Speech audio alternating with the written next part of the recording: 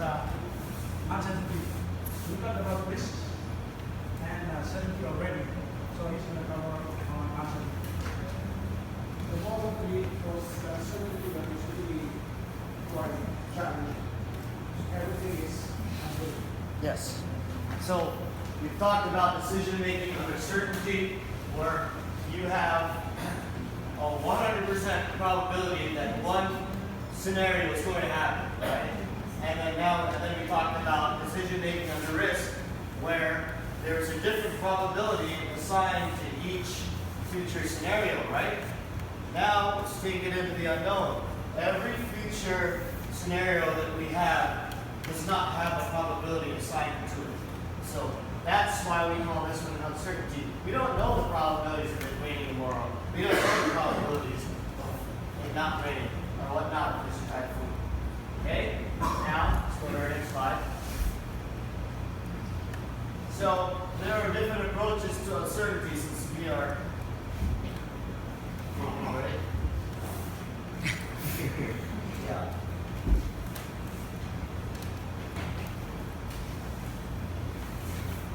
How much time do we have left?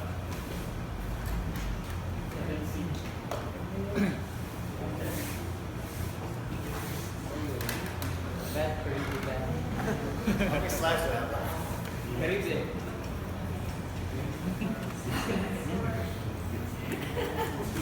If we finish too fast, then if I finish too fast, then there's going to be too much coverage on one exam.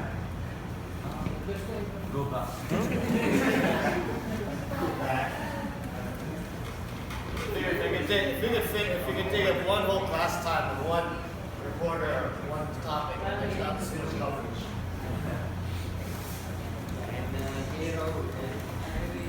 And so, when we have decision making under uncertainty, since there's no probabilities that we are working with, we have different tools, different approaches.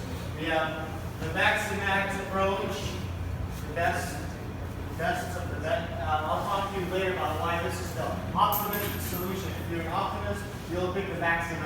If you're a pessimist, look at the worst part of things, you will pick the max-min solution. And if you're sort of kind of in between pessimist and optimist, you'll pick the Hurwitz approach. And you can have also equally likely, or you have your different future states of nature over n.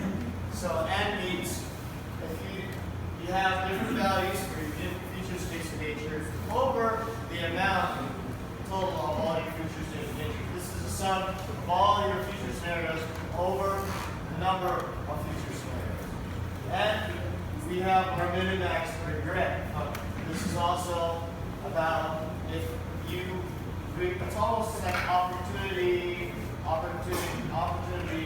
cost, or opportunities lost, actually. Next slide. Let's talk about our, next slide. Okay, let's go back one. This is actually not where, go forward one. Forward one. Forward one. Okay, the maximatic solution. It's when you have an optimist that has a bunch of different choice alternatives, and making this decision, you'll choose the alternative that gives you the highest possible outcome, like the best desired benefit, like the most profit. Now, let's look at our min and max. Max and min, where the pessimist looks at only the bad alternatives and looks at the worst, the alternatives that are the worst, and he'll pick the outcome that is the least bad. Next, we have our Hurwitz equation, where, like I said, it's somewhere between optimism and pessimism. Next, we have